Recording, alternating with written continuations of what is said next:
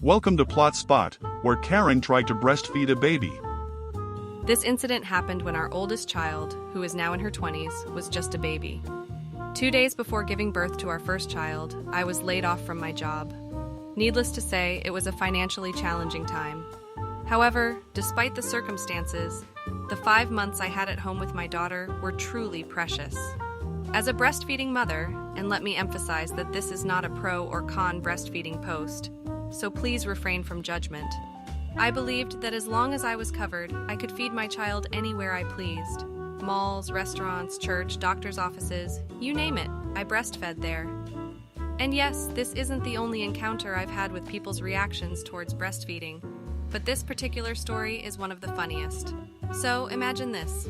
It's a beautiful autumn afternoon, and my daughter and I decide to go for a walk in the park. But as luck would have it, just as we arrive, my little one starts getting hungry. I take her out of her car seat, settle into the passenger seat of my van, roll down the windows, and begin feeding her. This wasn't the first time I found myself sitting in the car nursing my baby, so I had a stack of magazines to flip through while she ate. I should mention that my daughter was a slow eater, so breastfeeding sessions tended to take a while. Now I had parked my van in a way that the front faced a small group of trees. To see inside my window, someone would have to walk over to the van. I was trying to be considerate and park in the shade, well, mostly for the shade. We had been sitting there for a while when I heard an ahem outside my window. I looked up and there stood a stern-looking woman glaring at us. Let's call her Karen. Karen proceeds to tell me that I am sexually assaulting my child by breastfeeding her. Wait, what? I was utterly dumbfounded, searching for a response when my daughter decided to pull herself off my breast and blow a raspberry at Karen. Now my daughter wasn't making a statement. She was simply trying to clear the extra milk from her mouth. But let me tell you, it was hilarious to witness that woman's shocked expression as my child unintentionally spat in her direction, almost as a response to her insulting her mom. I don't recall exactly what I said in that moment. It was probably something along the lines of her accusation. However, I do remember laughing my ass off as Karen walked away. Don't mess with my kid. She'll always find a way to outwit you. I am a hairstylist, and I currently work for myself.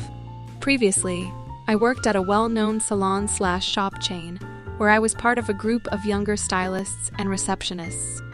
Despite the age difference and my responsibilities as a parent, I enjoyed working with the lively and fun-loving team. However, a particular incident involving a receptionist left me feeling like an outsider. One Saturday, while working with this receptionist, I noticed an attractive person and whispered to her about it. We engaged in a playful conversation as I tried to discreetly point out the person I was referring to.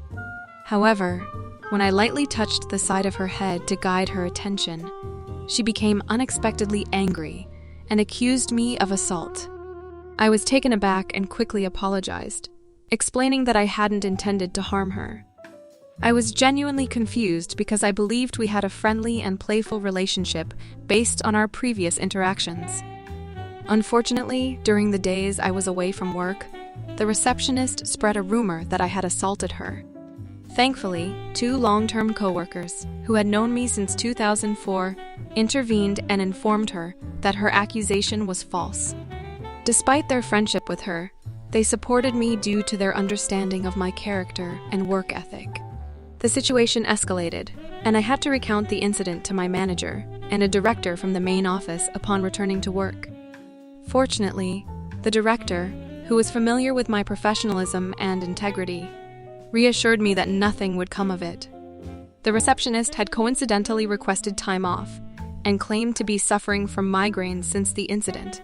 She had recently gotten new glasses. Ultimately, nothing happened, and she received her requested time off. However, a few months later, I made the decision to quit my job and open my own salon. On one of my last days, the receptionist approached me and offered to display her artwork in my shop. I was speechless, shocked that she seemingly had forgotten what she had put me through, and the false accusations she had spread. Over the years, I never crossed paths with this woman again, not even in public spaces or restaurants. However, I occasionally hear updates about her from an old coworker who remains friends with her. They continue to spend time together, going to bars and having barbecues. Today, a friend who is also a mother and whose children attend the same school as mine reached out to me. I often do their hair, and sometimes I assist by giving their daughter a ride when she's running late for college.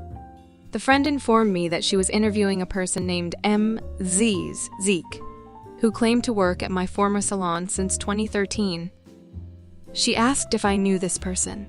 I called my friend back and shared the entire story, expressing my lack of trust in the receptionist and highlighting her laziness.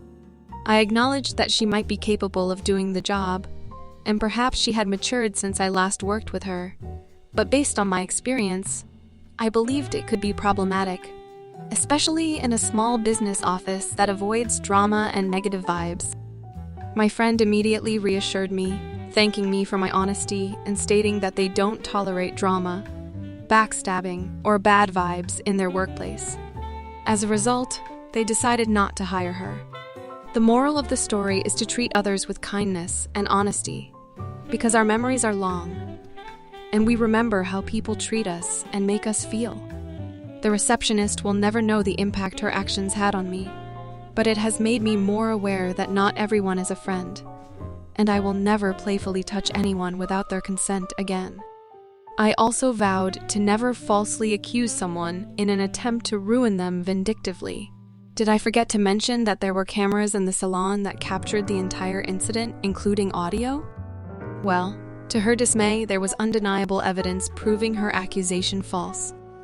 The cameras documented the busy Saturday with clients in the waiting room and hairstylists working on clients' hair, yet nobody witnessed any assault because there was no assault to begin with. Just as her job offer was rescinded, the absence of an assault meant there was no job for her.